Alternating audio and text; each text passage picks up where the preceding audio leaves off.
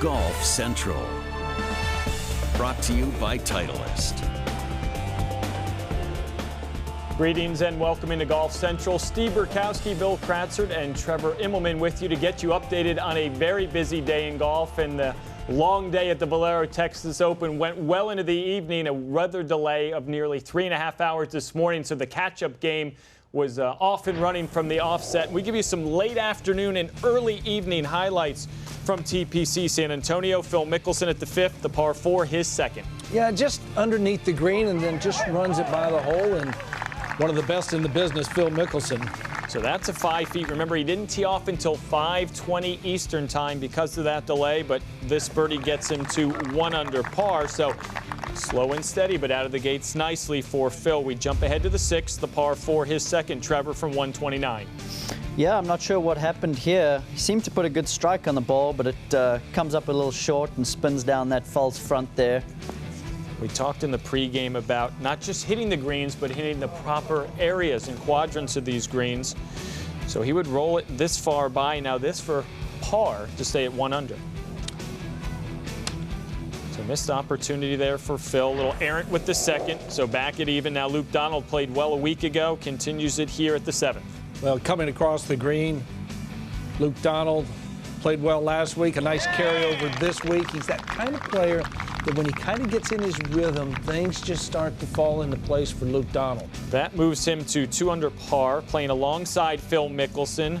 This from inside 5 feet. Yeah, I'm always watching to see what grip Phil goes with. He likes to go with the claw on shorter putts, he says, but seems to be striking them well, but just not quite dialing them up today. So a 3-putt bogey on 7. Now this for par at 8. Yeah, and another miss on the low side. That would be his 3rd miss inside 10 feet on the opening 9 holes. Another 3-putt bogey. He falls to 2 over.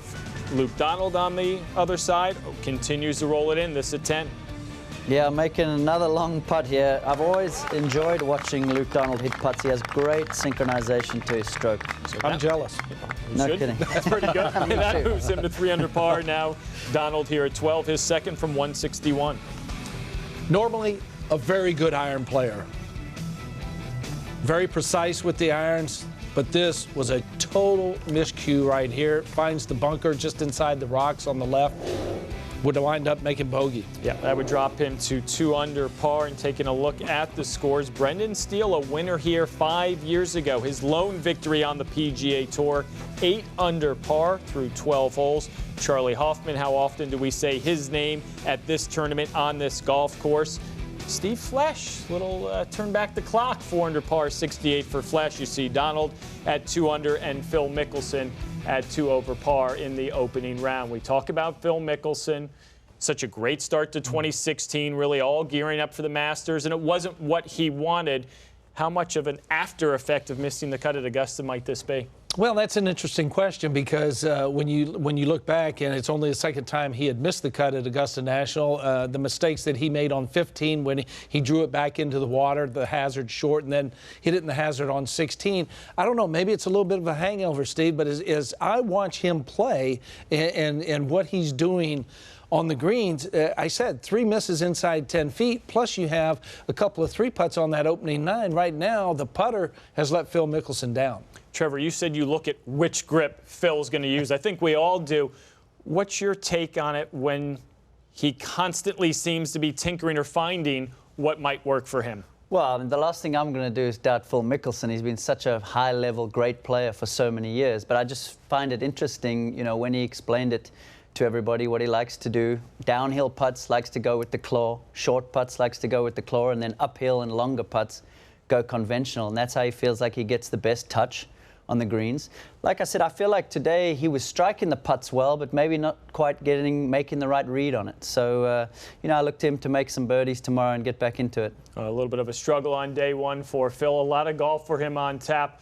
Come Fridays, they'll have to finish up the 1st round and then complete the 2nd at TPC San Antonio. But a lot of good golf early in the morning. Again, a weather delay of 3 hours, 33 minutes. And after that delay, golf course maybe a little bit softer, and Zach Johnson taking advantage of this for birdie on 2.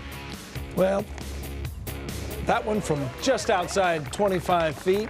Started off a little sketchy, but then he made 3 putts and continued on the front nine, his second nine. 69, Zach would open up at 3 under par. How about Stuart Appleby? 4 straight birdies. This is third at the par 5 finishing hole. Yeah, this is something that I see him working on quite often. Distance control with his irons. Controls that one beautifully.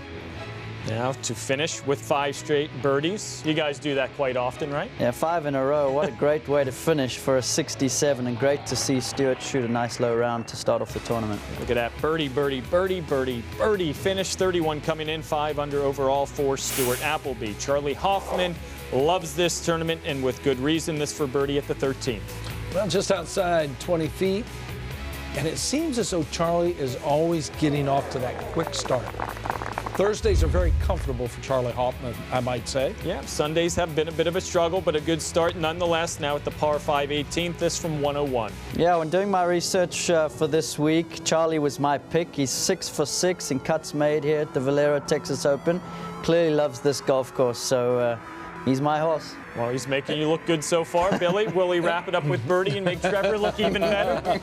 Well, I will say, Trevor did pick him in the green room earlier before we even started the first round, so I got to give kudos to my man over here. 66, 6 under par for Charlie Hoffman. The Lone Star State welcomes the biggest names in the game as the race for the FedEx Cup continues.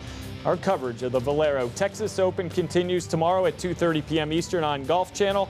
Also available streaming with Golf Live Extra.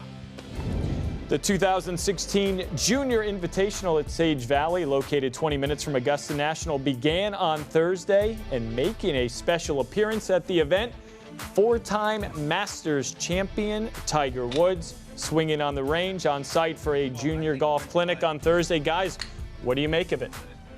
Well, it's so exciting to see Tiger Woods come out. I'm sure these juniors really loved every minute of it. Great to see him hitting balls again. For me, for my eye, his transition looked nice and soft, and I thought he was making some good swings at it here. And I just can't wait for him to get back out onto the PGA Tour. Well, when you look at this golf swing, and like you said, the transition of the golf swing is smooth. It's kind of like a paintbrush going down the wall, and that's what he has always fought. And I think just by watching that, it'd be very hard to give any serious critique. But as I look back through what we first saw a couple of months ago when we heard that Tiger had a setback, but where he is right now, I like the progression that we're seeing. He's just kind of easing back into it. I think he understands that he needs to get back to playing when he is healthy. And if he's going to play competitive golf at a high level, he needs to be healthy. So I like what I see. I like the progression. So if he goes from that first swing we saw in the simulator to this, and it gets even better, then you know what? I'm ready to see him. Well, you like what you saw. I'm certain everyone on the range at Sage Valley loved it. And we take a look at the last couple of years for Tiger Woods. March 31st, 2014, the surgery on his back. August 23rd, 2015, shoots 70 in the final round of Wyndham. He made that great charge in North Carolina. Shortly thereafter, a second back surgery. And then just 6 weeks after that, another one to relieve pain in his back. So perhaps what we saw of Tiger Woods on Thursday at Sage Valley, as you said, Billy, at least progress in the right direction. Bubba Watson's playing in China this week. How did day number 1 play out for the 2-time Masters champion? Plus, the Olympic torch was lit in Greece, officially kicking off the countdown to Rio. Plus, one big name has decided not to participate in the upcoming games.